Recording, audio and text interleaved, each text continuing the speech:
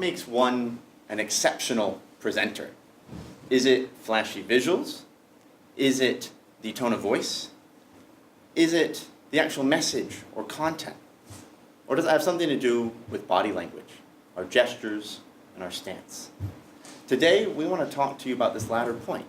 How do we use our body effectively to communicate our message?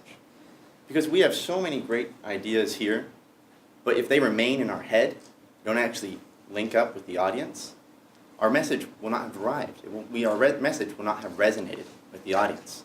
So body language plays a powerful role in how we communicate. And unfortunately, body language can also distract. We've seen this clip before of Michael Bay, right? He speaks, the teleprompter, he loses sight of what's happening, the teleprompter doesn't sync up, and he struggles. And all you see is his body moving around, and he's nervous. He's exuding it. So I want to give some color commentary as we rewatch as a class what is happening. So his stance at the beginning, it's okay, but his hands, he's meshing them. And now he's starting to turn from the audience.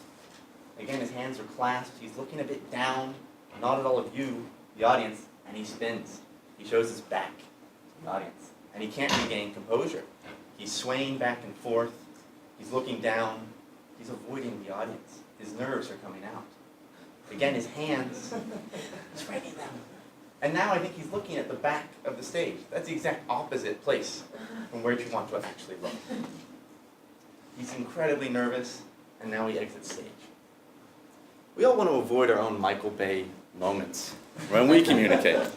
The last thing we want at a startup pitch or meeting is to have that happen, is to have the body language take over from the message. If we lose sight of what our body is doing, all people can pay attention to is the body itself, right? It'll take over. So that comes down to not only can it distract, but the body language is your superhero, right? That it can change, it's your superpower. Sorry, not a superhero. You're the superhero. But it's your superpower in the sense that we can utilize it to enhance and communicate with every person in the audience. We want to talk about that today from 3 vantage points. Colin is going to get us started in talking about how posture breeds success. Jung-Joon is then going to talk about how gestures to strengthen your message. Finally, Jennifer is going to close us out with how we think about the body posture of you, the audience, and how to interact with that. Colin, take us away. Communication begins before you even open your mouth to speak.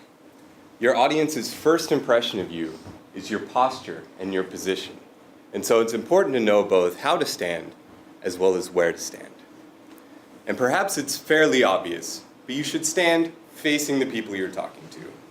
Don't stand facing your visuals and turning your back to the audience.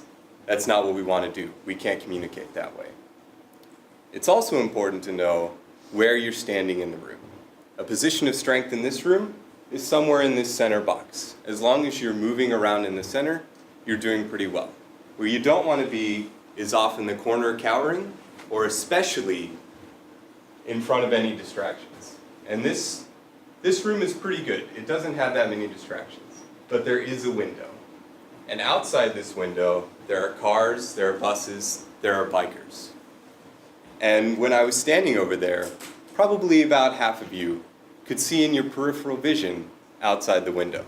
And if a car were to drive by, your instinct, your reaction, would be to look out the window, and that would break your concentration and our conversation. And we don't want that either. And now that you know where to stand, it's important to know how to stand. So we're going to demonstrate a few positions, a few bad positions, that we've seen from us and some of you guys, and even from the presentations earlier today, that you shouldn't do. And the first one is hands in your pockets. This comes off as nonchalant, your shoulders tend to roll forwards, and it's very difficult to convey a strong message from this position. The second one is hands on your hips. When your hands are on your hips, you tend to look overbearing and powerful. And the third one is the fig leaf. This is where you're protecting your family jewels with your hands. And while it also looks timid, It's especially bad when you decide to gesture from this position. I want to show you something.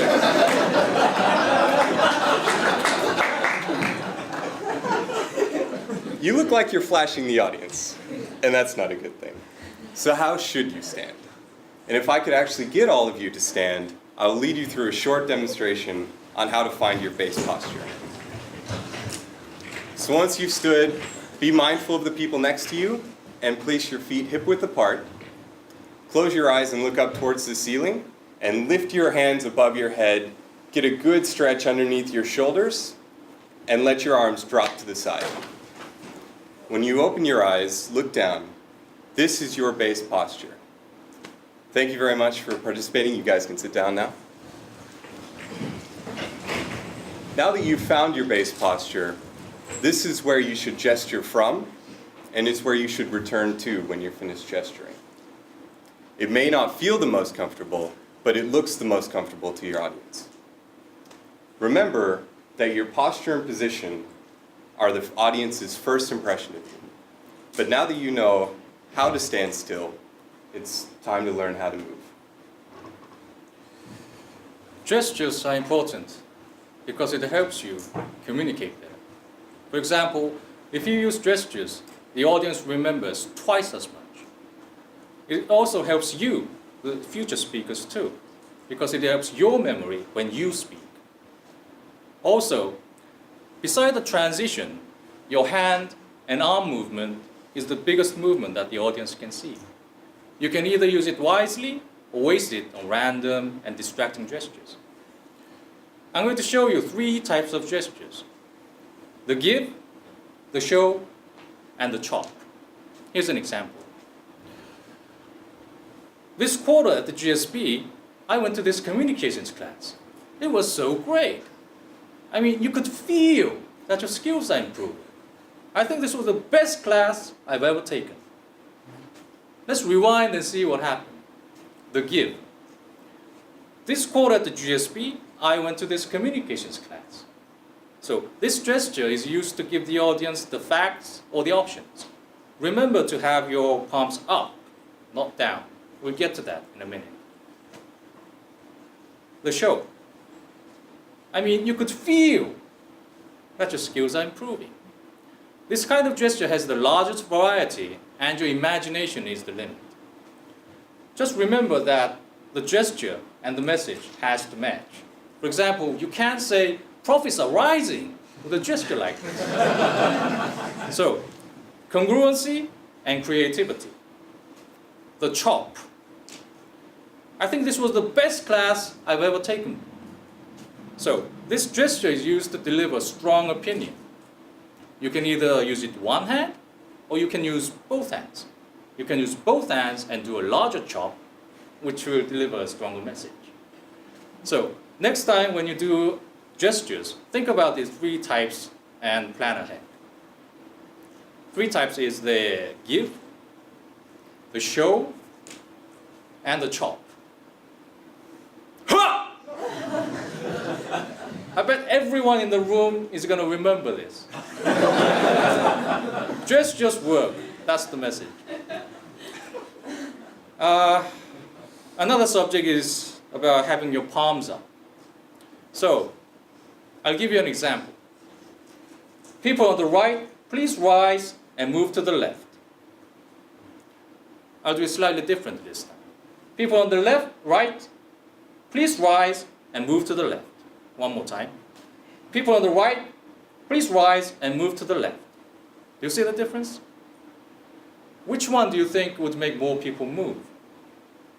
The first one, yes. According to the study, if you have your palms up, 84% of the audience complies. If you have your palms down, 52%. If you have your fingers, 28%. Never use your fingers at your audience. It looks just arrogant, and only politicians use that. Clinton used it. "I did not have sexual relations with that woman."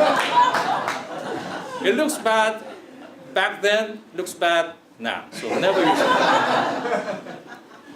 And last but not least, avoid the T-Rex gestures. For example, people on the right, please rise and move to the left. No matter what you do right, I mean, it looks silly. So loosen up, everybody. Always remember that gestures are there for you and the audience to make a deeper connection. So far, we've talked about the audience. Now it's time to focus on you, the audience. As Jongjun and Colin and Matt described, we've been focusing on the body language of the speaker. But let's not forget, who's the real hero here?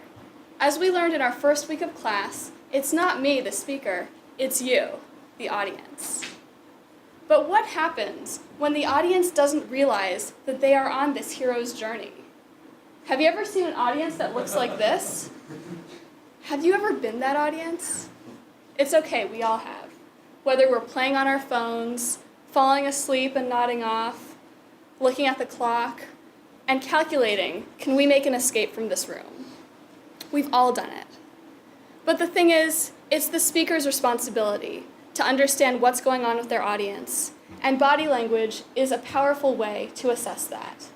As a speaker, we can be so focused on our own body language that we never even notice what the audience is doing. And it's important to change that. So I want to share 3 strategies for how you can engage with your audience better by developing more observational skills. So first of all, absolutely be using the gestures and body language tools that we've talked about today and over the course of the quarter. But the second thing is to notice. Of course, you're going to be looking for eye contact, but look beyond it. Look at how your audience members are sitting. Are they fidgeting? Are they moving?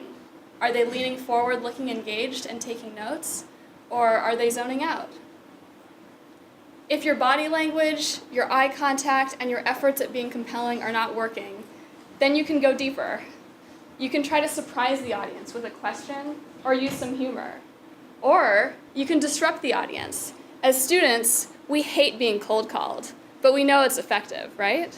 Jason, what's your favorite color? Damn it. Okay, very good. You got that one. As we all know, it's the fastest way to re-engage with a conversation with the speaker, so don't be afraid to use it. It's so important to keep your audience on track because they're the hero and it's their journey. Remember how Nancy Duarte told us that we are the Yoda to the Luke Skywalker, and our job as the speaker is to keep the hero on their journey.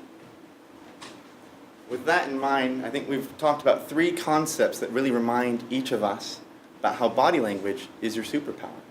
Use it, become that superpower, become that superhero, and we welcome any questions you have on how to stand strong, gesture effectively, and engage the audience. Thank you.